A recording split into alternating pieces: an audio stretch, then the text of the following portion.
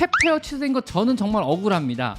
캣페어 준비 오래 했거든요. 저 PPT만요, 캣페어 PPT만요 50 보여드릴게요. 몇 장 만들었나. 이번에 캣페어에서 정말 총정리 차원에서 여러분의 고양이 키우는 환경은 왜 그런지 이렇게 해주셔야만 합니다. 그래서 고양이가 가장 스트레스 덜 받고 본연의 행동을 할 수 있는 집안 환경 꾸미기에 대한 여러 가지 팁들을요, 무려 쭉 보자. PPT 47장에 걸쳐 만들어놨습니다. PPT 47장. 세상에 이게 다 날라간 거죠 지금요. 그래가지고 PPT 만드는 것만 되게 오래 걸렸어요. 이거 보면은요 되게 이쁘게 잘 만들어놨는데 이게 다 날라갔어요. 발표를 못하니까는요.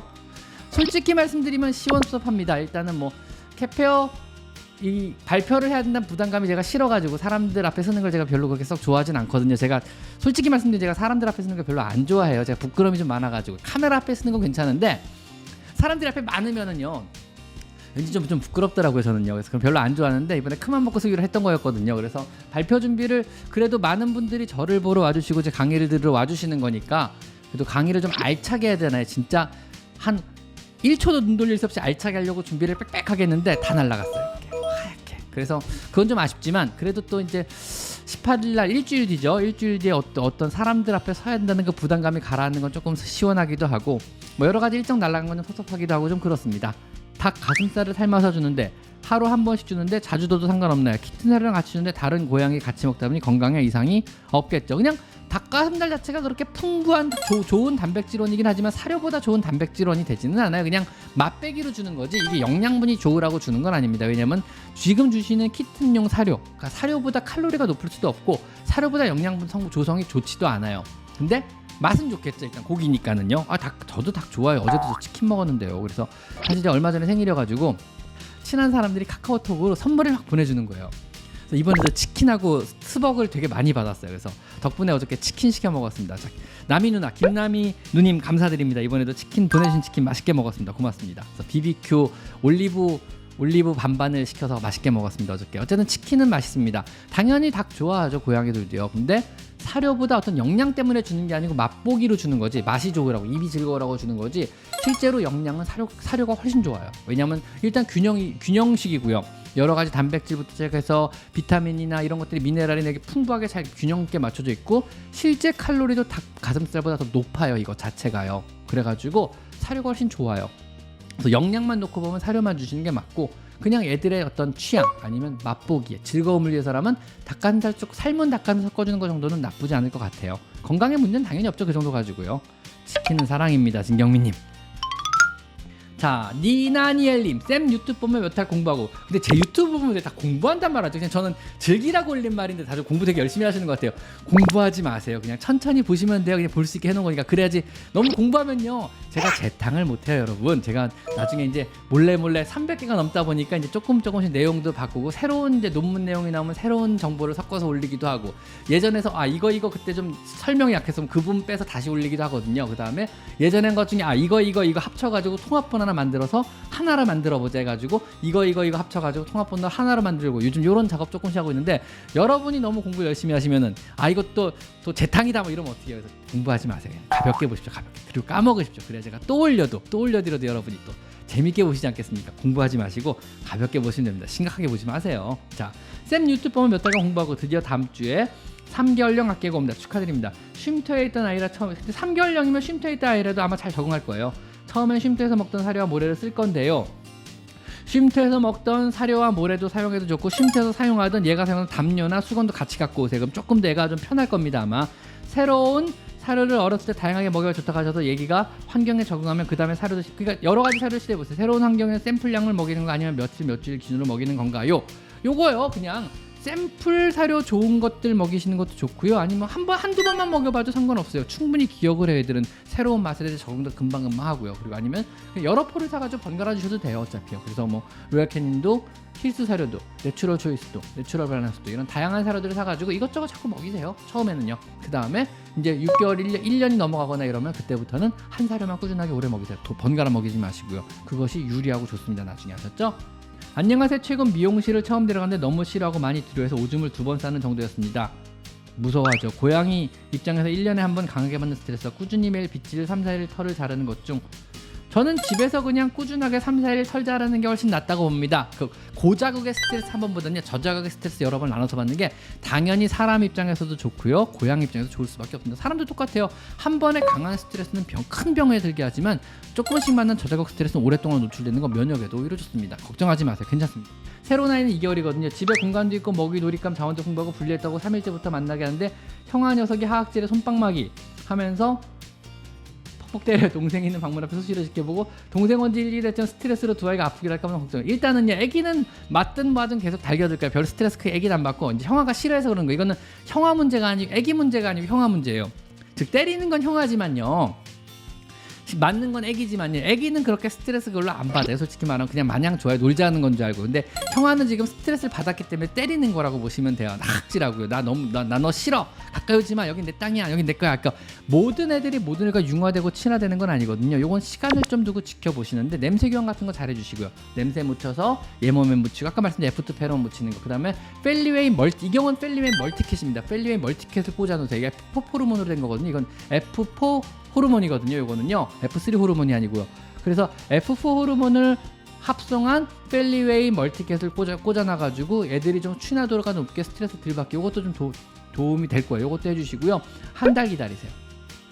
한 달 기다려도 안 되면은 다른 조치를 취하죠. 그때부터는요. 합사 성공 실패 유무는 한 달 뒤에 알 수 있는 거거든요. 한 달은 지켜보라 그러거든요. 왜냐하면 모든 애들이 어떤 모를까 합사가 자연스러운 방법은 아니에요. 무슨 얘기냐면 어떤 콜로니, 고양이의 그룹이 있어요. 콜로니에 유입이 되는 자연스러운 과정이 합사는 아니에요. 왜냐하면 합사는요, 그냥 고양이가 있는데 퐁당하고 우리가 임의로 던져버리는 거예요. 그 영역권 내에. 그래서 알아서 니네 잘 지내봐고 갑자기 땡 하고 던져놓는 거죠.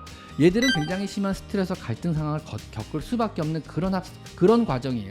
얘가 그 콜로니 영역권 내에 적응하고 같은 콜로니로 받아들여지기까지 일단은 한 달 정도는 시간을 줘보시고, 한 달 뒤까지 안 받아들여지면은 아마 그 이후로는 안 받아들여질 거예요.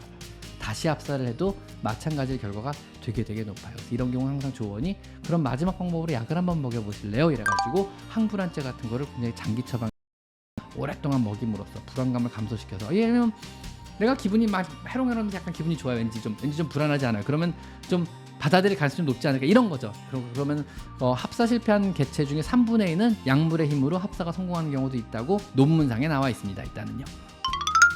합사 질문이 근데 요즘 근래 합사 질문이 되게 많아지는데, 이게 기분이 좋은 게 뭐냐면요, 이제 고양이 선진국에 들었다는 얘기거든요. 무슨 얘기냐면은 사실은 합사 관련된 주제의 질문이요, 한 2, 3년 전만 해도 없었어요. 무슨 얘기냐면요, 모든 분들이 한 냥만 키웠다는 얘기예요. 고양이 한 마리만요. 그래서 합사 관련된 질문은 없어요. 사실 저 병원 하면서 합사 질문 받아본 적이 없거든요, 아예.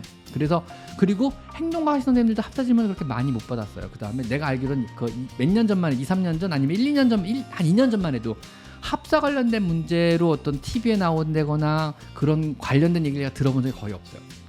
근데 요 근래 특히 올해 들어서 합사 관련 문제가 되게 많이 대두되고, 많은 분들이 합사 관련 질문을 하고 있다는 얘기 뭐냐면요, 이제 한 냥에서 두 냥 시대로 접어드는 거예요. 이게 고양이도 제네레이션이 있어요. 고양이를 키우는 모든 나라들이 제네레이션이 있어요. 그래서 선진국에 접어들고 국민 GDP가 올라가면서 고양이를 키우기 시작하는데, 처음엔 강아지만, 모든 나라 다 똑같아요. 처음엔 강아지만 키워요. 근데 재밌는 게 고양이 강아지가 50-50가 되는 게 선진국 기점이래요. 재밌죠. 그래서 선진국이냐 아니냐 기준이 고양이 키우는 비율하고 강아지 키우는 비율이 50대 50 접어들면 대부분 선진국에 접어들었다는 표현을 이렇게, 어느 나라나 똑같아요. 일본도 그랬고 미국도 그랬어요. 그리고 여기서 선진국에 접어든 이후에 그 다음에 두냥이 되는 시기가 있어요. 그때부터 폭발적으로 모든 집안들이, 고양이 키우시는 모든 분들이 한 마리에서 두 마리로 접어드는 시기가 있대요. 이때가 이제 드디어 고양이 선진국에 접어드는구나라 그래요. 이게 그래서 합사 관련 상담이 늘어나기 시작하면은 고양이를 두 마리 이상 키우는 분들이 늘어나는 얘기고, 이때부터 본격적으로 제대로 고양이를 잘 키우려고 하시는 분, 아니면 제대로 고양이에 빠지신 분들이 늘고 있다는 의미가 되는 거거든요. 일단 벵갈 말씀드렸는데, 코숏이 벵갈하고 어떤 성향이 되게 비슷해요. 재밌죠. 코숏의 운동 능력이나 그 다음에 성격적인 성향이요, 거의 벵갈에 준하거나 벵갈을 압도해요. 그래서 약간 배타적인 성격이 코숏이 되게 강하고요. 그 다음에 좁은 실내에 적응하는 적응도도 코숏이 굉장히 떨어져요. 벵갈도 떨어지는 편에 들어갔고요. 그래서 운동을 되게 많이 시켜줘야 돼요. 코숏 같은 경우도요. 코숏이 실내로 실제로 유입돼서 살기 시작한 지는요 불과 20년밖에 안 돼요. 그전에는요 코숏을 실내에 들여서 칼기 시작한 게 적이 없었어요. 얘들은요 품종 자체가요. 왜냐하면은 우리나라에 처음으로 모래라는 게 수입된 게요 1999년이에요. 불과 20년 전이죠. 지금부터 21년 전이구나.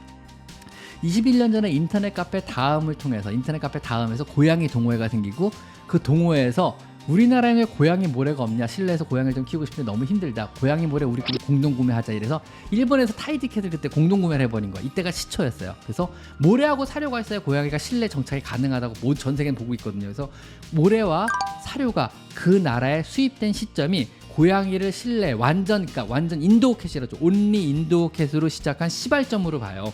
우리나라는요 모래 사료는 그 전부터 들어와 있었고요. 모래를 처음 수입한 게 1999년이에요. 그러니까 우리나라도 온리 인도 캣 역사는 20년밖에 안 되고, 그 의미가 뭐냐면요 한국 고유 품종인 코숏은요 실내 들어와 살기 시작한 역사는요 불과 20년밖에 안 됐다는 거예요. 20년은요 불과 1.5세대밖에 안 된 거예요. 세대로 치면은요 아직 유전적으로 실내 적응이 완전히 안 된 품종이라고 해도 무방해요. 그러니까 실내에서 실제로 문제 행동을 유발할 가능성이 가장 높은 품종에 들어가는 거예요. 실내 적응력이 가장 떨어지는 품종에 들어간다는 얘기도 해요. 반증상으로는요. 그렇기 때문에 더욱더 코숏을 세심하게 봐주셔야 돼요. 더욱더 많은 운동을 시켜주셔야 되고요.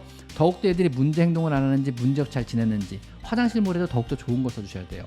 화장실도 여기저기 많이 놔주셔야 되고요. 더 많이 흔들어주고 더 많이 움직이게 해주시고 이런 식으로 해주셔야 돼요. 왜냐하면 아직 실내 적응이 유전적으로 실내 적응이 완전히 안 된 품종이기 때문에 그러는 거예요. 그리고 그러니까 많이들 간과하는 게 그냥 공짜로 키운 고양이잖아요. 코숏은요 주워온 고양이가 구조한 고양이니까 손이 좀 덜 간다고 생각하는 경향이 없지 않아 조금 있어요. 그 다음에 왠지 그냥 좀 막 키워도 된다 이런 생각을 하시는 분도, 왜냐 건강하겠지, 잡종이니까 건강하겠지, 잡종이니까 괜찮겠지 이런 생각을 하시는 분이 없지 않아 약간 있어요. 절대 안 그래요.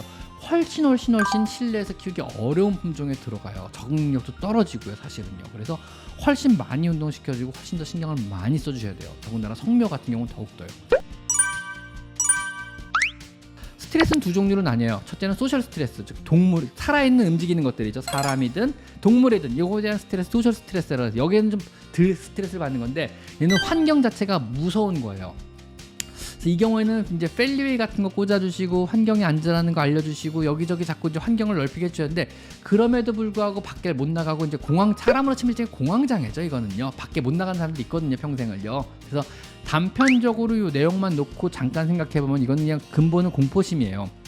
불안감이거든요. 즉 환경에 대한 불안감과 공포심이고, 이 환경에 대한 불안과 공포심이 한 달 이상 지속됐다 그러면 이런 경우도 저는 약을 권장드립니다. 아마 어떤 수의사도 행동학을 전공을 하셨던 분이라면 당연히 약을 권장할 거예요. 이거는요. 그래서 되게 장기간에 걸친 어떤 항불안제, 항우울제 이런 종류의 약들을 오랫동안 먹여보는 게 어떨까 싶어요. 먹는 동안은 조금 좋아질 거예요. 약 오래 먹으면 몸에 안 좋지 않나요? 뭐 약 오래 먹으면 당연히 몸에 안 좋을 수 있어요. 모든 약물은 간에서 제사되고 신장으로 배출되니까 간과 신장이 안 좋을 수 있지만 그 자체가 미치는 영향이 얘가 받는 스트레스가 얘 몸에 주는 영향에 비하면 너무 미미한 거죠.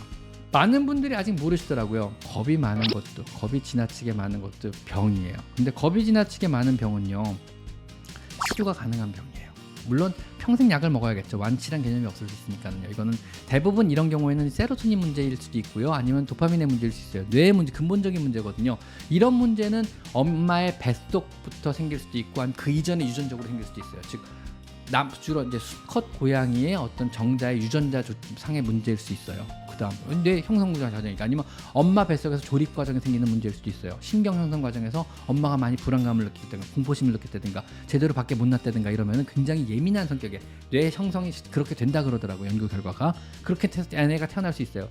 사회화 시기가 끼치는 영향은 거의 별로 너무너무 작아요. 그 다음에 솔직히 말씀드리면 뭐 얘가 사회화를 잘못 버텨서 얘가 사회화 때 사람 손을 못 타서 이거는 사실은 핑계 같아요. 그래서 치료가 필요하다면 적극적으로 치료해서 얘가 조금 더 밖이라도 한 걸음 나갈 수 있고, 그 다음에 조금 더 공포심 없이 다닐 수 있고, 얘가 조금 더 불안함을 가라앉힌 채로 생활할 수 있게 해줄 수 있다 그러면 이게 그게 비싼 치료는 아니거든요. 그래서 해줬으면 저는 개인적으로 좋겠다고 생각을 해요. 그래서 제가 가슴 아픈 거는 이런 지식을 깨달은 게 그렇게 오랜 오래된 게 아니에요. 그렇다 보니까 이전에 진료했던 뭐 5년 전, 6년 전, 아니면 뭐 하다못해 3년 전까지만 하더라도 그런 애들을 병이라고 생각을 안 한 거죠. 진료를 제대로 했어야 됐고 병이라고 봤어야 됐고 약을 썼어야 되는 애들을 그냥 예민한가 보다, 무서운 애구나, 무서워, 얘가 무서워해. 실제로는 얘가 무서운 건데 내가 얘를 무서워한 거죠. 얘는 무서운 애구나, 무서운 고양이구나, 손대면 아니고, 이런 생각을 해버린 거죠. 왜냐하면 사실은 얘가 무서워서 나한테 그런 행동을 한 건데 내가 얘를 무서워해버리면 안 되거든요. 그럼 내가 손을 놓는 거잖아요. 무서운 고양이라고 치유를 해줬어야 되는데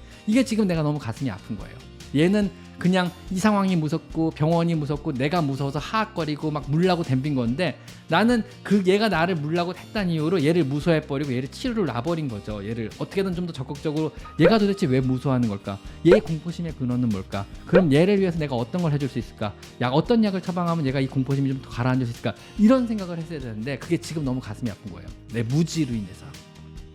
그래서 수의사는 항상 공부를 열심히 해야 된다고 봐요. 그래서 제가 수의사, 항상 많은 사람들이 물어봐요. 수의사가 되려면 어떻게 됩니까? 수의사는 뭐 하는 거니까 저는 학습 능력 하나만 얘기해요.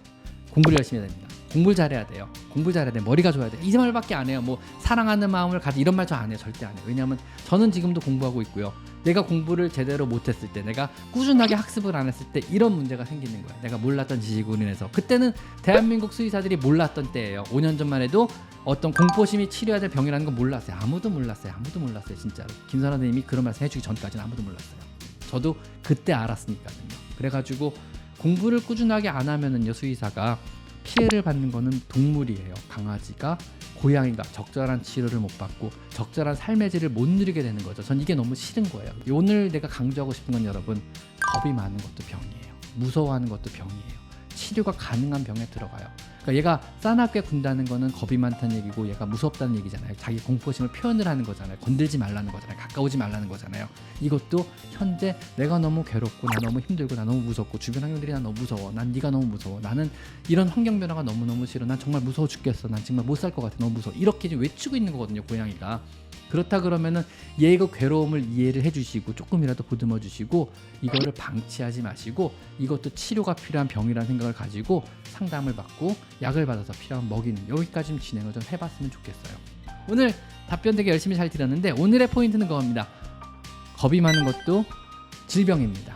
지나치게 겁이 많아서 내가 일상생활을 못할 정도로 지나치게 겁이 많다면 삶의 질이 안 좋았다는 의미고, 이것은 치료가 필요하다는 의미니까 꼭 치료를 받으시기 바랍니다. 아셨죠, 여러분? 자, 오늘 여기까지 하겠습니다. 오늘까지 마이펫 상담소 윤쌤이었습니다. 오늘 참여해주신 모든 분들 진심으로 감사드립니다.